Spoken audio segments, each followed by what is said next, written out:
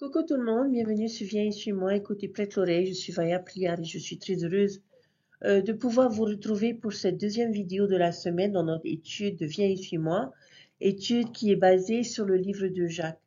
Nous avons vu dans notre première vidéo l'importance de ne pas se borner à écouter la parole, mais à pouvoir la mettre en application, à être disciple du Christ et à vraiment vivre ce que nous apprenons. Et j'espère que vous avez utilisé cette semaine pour faire des efforts, pour mettre en application ce que vous avez pu apprendre de Jacques dans cette étude de Viens et suis-moi. J'ai gardé pour cette deuxième vidéo un autre domaine de réflexion du Christ dans la loi parfaite et dans la loi de la perfection et de la liberté que j'ai laissé de côté parce que je pense qu'il mérite à lui seul sa propre leçon. Et c'est un thème majeur que Jacques a abordé. Nous avons vu et nous avons eu différentes réflexions sur les œuvres, la richesse, la sagesse, le monde, mais il y a un autre sujet que nous n'avons pas encore examiné et que sont les mots. Jacques a beaucoup à dire sur le pouvoir de nos mots. Lorsque nous participons à une conversation intéressante, il est difficile de se taire parce qu'on a tellement de choses à vouloir partager. Mais il y a une autre façon de tenir notre langue qui est encore plus difficile à faire. C'est lorsque nous sommes en colère contre quelqu'un, lorsque nous nous sentons meilleurs que quelqu'un, lorsque quelqu'un fait ou dit quelque chose que nous pensons stupide. Il est difficile de tenir notre langue et de ne pas dire quelque chose que nous mourrons d'envie de dire. Mais nous savons que nous ne devrions pas le faire. Mais il y a autre chose dans nos paroles dont nous devons tenir compte lorsque nous sommes tentés de cette manière. J'aimerais vous faire une petite analogie. Si vous prenez un tube de dentifrice, ok, et que vous faites sortir toute la pâte du tube, une fois que l'on a fait cela, est-ce qu'on va arriver à remettre cette pâte dans le tube? Bien sûr que non. Ce serait impossible de remettre la pâte dans le tube une fois que nous l'avons fait sortir. Eh bien, c'est à cela que ressemblent aussi nos paroles, chers frères et sœurs. Lorsque nous avons expulsé de notre langue des mots méchants ou destructeurs, nous ne pouvons pas les retirer. Une fois qu'ils sont sortis, ils sont sortis. Et le processus consistant à essayer de corriger ces mots ou de les nettoyer après les avoir publiés peut être vraiment compliqué. Alors nos mots comptent. Même de petits mots peuvent faire une grande différence. Ils peuvent avoir un effet profond. Eh bien, Jacques a ses propres illustrations ou leçons de choses pour nous enseigner l'importance de nos mots.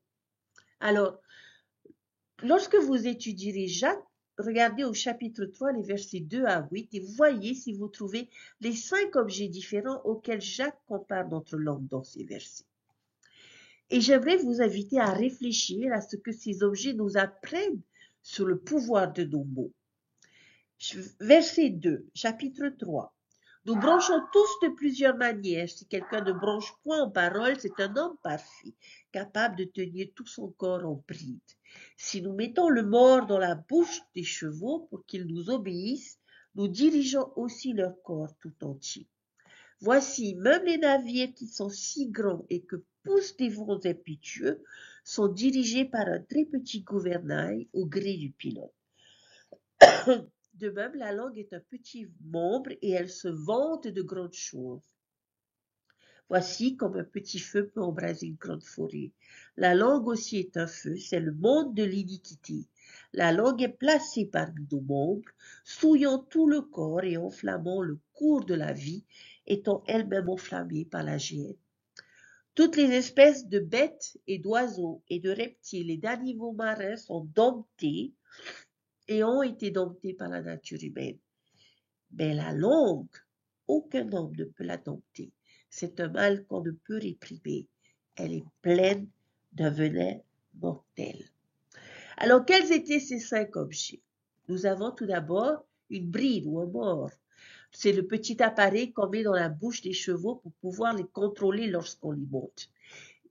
Il fait aussi référence à un gouvernail, le gouvernail d'un navire. Il fait référence au feu, je dirais à une allumette, qu'une petite étincelle peut enflammer toute une forêt. Et si vous regardez parmi les traductions, euh, on se rend compte que un très grand incendie peut être déclenché par de petites minuscules étincelles de quelque chose qui peut embraser toute une forêt. Il a également comparé les paroles à des bêtes sauvages et enfin, au dernier, à un poison mortel.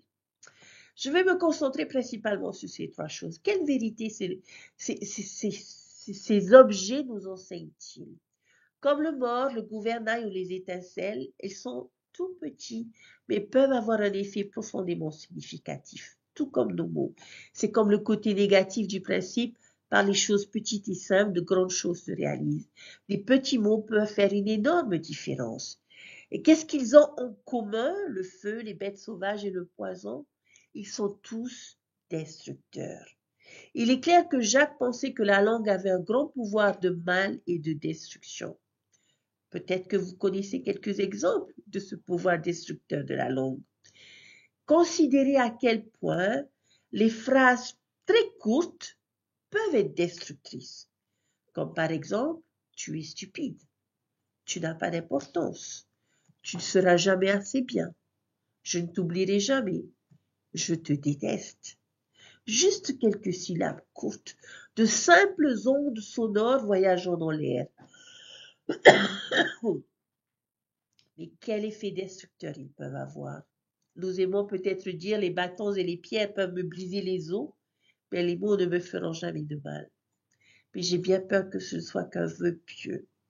Bien sûr, nous devons peut-être développer une peau plus épaisse face à ce genre de choses venant d'étrangers, de nos ennemis ou de personnes ignorantes. Mais que se passe-t-il s'ils viennent de notre conjoint, des membres de notre famille, des personnes que nous admirons? Ça fait mal. Et je dirais, regardez ce que la langue d'Hitler, de Staline ou de Mao a pu faire. Ces tyrans avaient une grande capacité à s'exprimer et à bien s'exprimer avec puissance. Et avec cette capacité, ils ont causé beaucoup de douleur et de destruction dans notre monde. Ils ont brûlé leur monde avec leurs paroles. Peut-être avez-vous constaté le pouvoir destructeur de la langue dans votre propre vie. Je connais une personne qui avait beaucoup de difficultés au lycée. Pourquoi? À cause des langues des autres. Je me souviens l'avoir vue rentrer de l'école et pleurer, n'avoir plus envie d'aller à l'école parce qu'elle avait enduré une journée de langues enflammées venimeuses. Il m'est arrivé après une longue journée de travail ou dans la colère de dire des choses que j'ai regrettées. Des mots sont sortis dont je ne suis pas fière et j'aurais aimé pouvoir les reprendre. Mais c'est comme le tube de dentifrice. Nous ne pouvons pas les remettre, malgré tous nos efforts. Nous pouvons faire certaines choses pour essayer de nettoyer, mais c'est souvent compliqué. Nos langues sont réellement puissantes. Mais à chaque problème, il y a une solution et Jacques a donc quelques conseils à nous donner. Quelle solution à ce problème? Regardez dans Jacques chapitre 1, le verset 19. On les trouve dans le chapitre 3, dans le chapitre 4, dans le chapitre 5. Voici ce que ces versets nous disent. Jacques 1, 19. C'est pourquoi, mes frères bien-aimés, que chacun soit prompt à écouter, lent à parler et lent à se mettre en colère.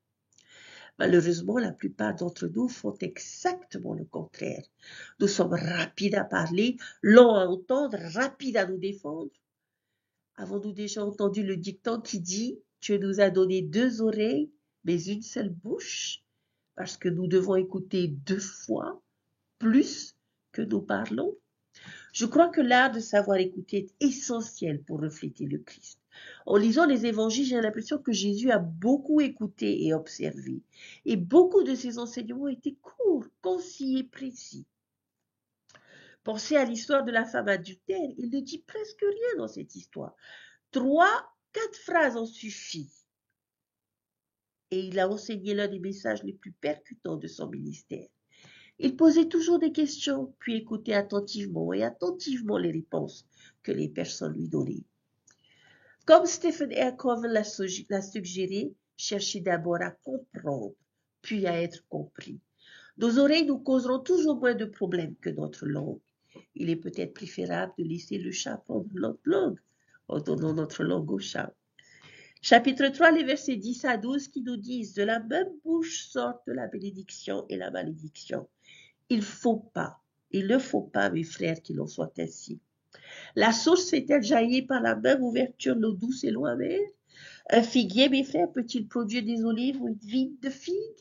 De l'eau salée ne peut pas non plus produire de l'eau douce. Quelques leçons de choses supplémentaires ici. Une source ne peut pas produire à la fois de l'eau douce et de l'eau amère. Les figuiers ne produisent pas d'oliviers et les vignes ne produisent pas de figues. Ce ne serait pas naturel. Alors quel est son point de vue? Y a-t-il une cohérence dans la façon dont nous utilisons notre langue? La même langue qui donne une bénédiction de la prêtrise profère-t-elle plus tard de violentes menaces à l'encontre de son prochain? La même langue qui chante une berceuse à un bébé répond-elle plus tard des ragots et des rumeurs sur son voisin?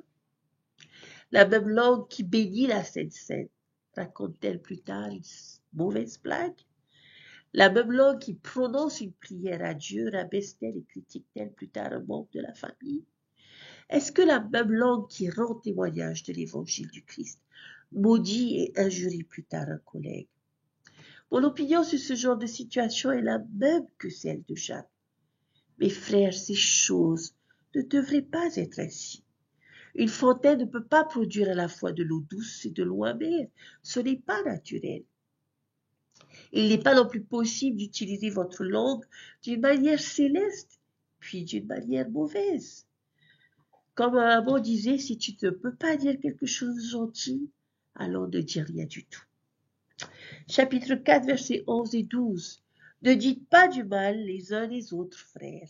Celui qui dit du mal de son frère et juge son frère, dit du mal de la loi et juge la loi. Mais si tu juges la loi, tu n'es pas un observateur de la loi, mais tu es un juge.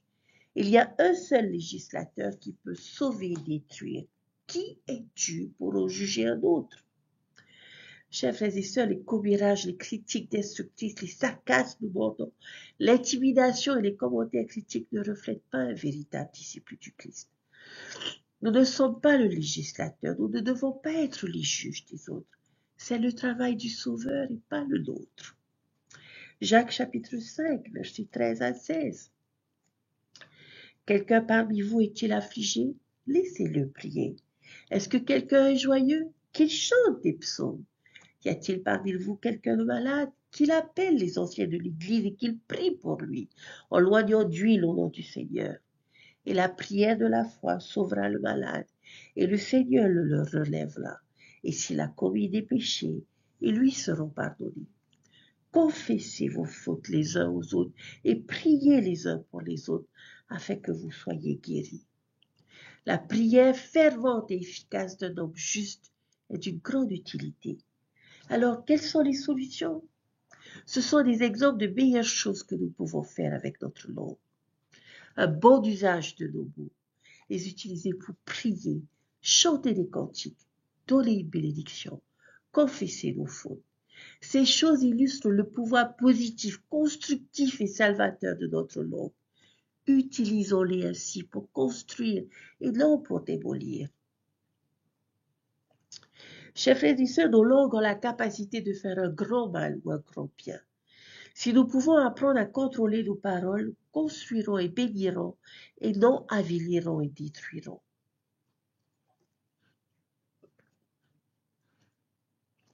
Sur un document de candidature, il contient quelques questions sur lesquelles on est amené à réfléchir et à écrire des éléments qui nous aideront à appliquer ce que nous avons appris. Quelles sont les utilisations négatives de vos mots sur lesquelles vous pensez devoir travailler? Ce peut être les insultes, les commérages, l'intimidation, dénigrement, la vantardise. Quel est votre plan pour mieux contrôler votre langue? Et comment pourriez-vous utiliser vos mots pour le bien cette semaine, que ce soit dans votre foyer ou autour de vous? Comment pourriez-vous utiliser vos mots avec vos collègues de travail? Comment pourriez-vous utiliser vos mots pour le bien, pour faire du bien cette semaine sur les réseaux sociaux ou par SMS? Y a-t-il quelqu'un que vous connaissez qui aurait besoin d'un compliment ou d'un remerciement? Qu'allez-vous lui dire? Quand allez-vous lui dire? À tenir notre langue aussi difficile que cela puisse être. Autant de leçons de choses que nous pourrions souligner ici. Gardez le dentifrice à l'intérieur plutôt que de faire de gros dégâts. Retenez vos mots. Utilisez comme un gouvernail pour diriger tout votre corps dans la bonne direction. Éteignez les étincelles avant que le feu ne s'embrase. Apprivoisez la bête sauvage de votre langue et mettez le poison en bouteille et placez-le sur une étagère haute impossible d'accès. Que nos bouches soient toujours des fontaines d'eau douce plutôt que amères. Et si nous luttons contre cela, alors prions pour obtenir l'aide de Dieu pour nous aider à contrôler notre langue. Lorsque nous sommes tentés de laisser échapper des choses que nous ne devrions pas dire, il peut nous aider à réfléchir avant de parler. Il peut nous aider à contrôler notre langue et à dire des choses qui édifient les autres au lieu de les démolir. Les mots ont du pouvoir et puissions-nous toujours être rapides à entendre et lents à parler. Comme notre prophète Jerusalem Nelson nous a enseigné, le message du Sauveur est clair. Ses vrais disciples édifient, élèvent, encouragent, persuadent et inspirent quelle que soit la difficulté de la situation. Les vrais disciples de Jésus-Christ procurent la paix. Alors utilisons notre langue pour édifier, élever, encourager, persuader et inspirer ceux qui sont autour de nous, à commencer par notre famille. Mes chers frères et sœurs, la manière dont nous traitons mutuellement importe vraiment. La façon dont nous nous adressons à d'autres personnes et parlons d'elles au foyer, à l'église, au travail, en ligne, importe vraiment. Aujourd'hui, notre prophète nous demande d'interagir d'une manière plus élevée et plus sainte, d'écouter attentivement. Tout ce que nous disons d'une personne en face ou dans son dos doit être vertueux, aimable, mériter l'approbation ou être digne de louange. Voilà le modèle de communication que nous devons avoir. Président Nelson nous a affirmé que le meilleur est encore à venir pour les personnes qui passent leur vie à édifier autrui. Aujourd'hui, il nous invite à examiner notre vie de disciple d'après notre manière de traiter autrui. Il nous bénit pour que nous modifions ce qui doit l'être afin que notre conduite soit celle d'un disciple du Christ. Il nous bénit pour que nous remplacions l'agressivité par la sollicitude, l'animosité par la compréhension et la querelle par la paix. Chers frères et sœurs,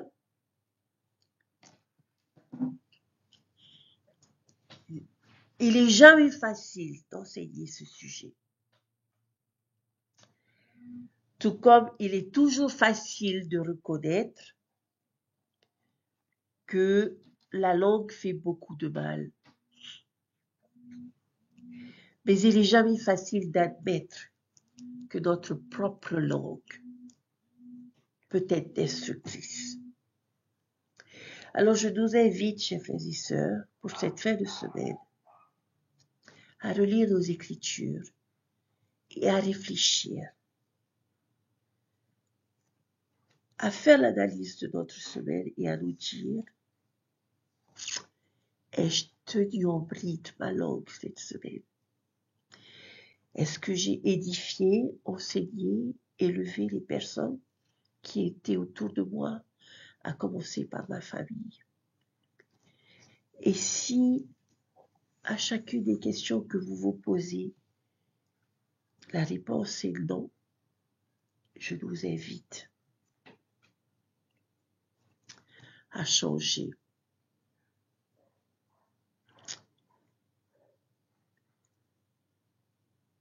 Les mots et les paroles peuvent faire beaucoup de mal, chers frères et sœurs, et peuvent décourager les plus grands disciples.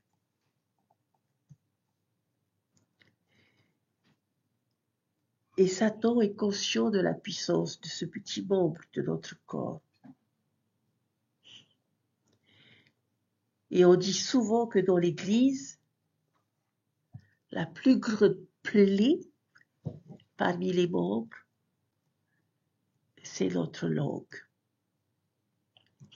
Alors, je vous invite à relire le message du président Nelson de la conférence d'avril et de la conférence d'octobre et à nous élever, à penser et à parler de manière céleste. Je prie que nous soyons bénis et que le Seigneur puisse nous accorder la sagesse nécessaire pour nous aider à changer ce que nous avons besoin de changer. Et qu'à travers nous, et à commencer par nos paroles, les personnes autour puissent voir l'évangile qui est la loi de perfection et de liberté émaner de nous. Et que nous puissions, avec notre langue, inviter les personnes à venir à notre Sauveur Jésus-Christ. Je sais qu'il vit, je sais qu'il nous aime. Il nous comprend, il connaît nos faiblesses. Mais si nous nous tournons vers lui, il peut nous élever, il peut nous aider à nous améliorer et à changer ce que nous avons besoin de changer.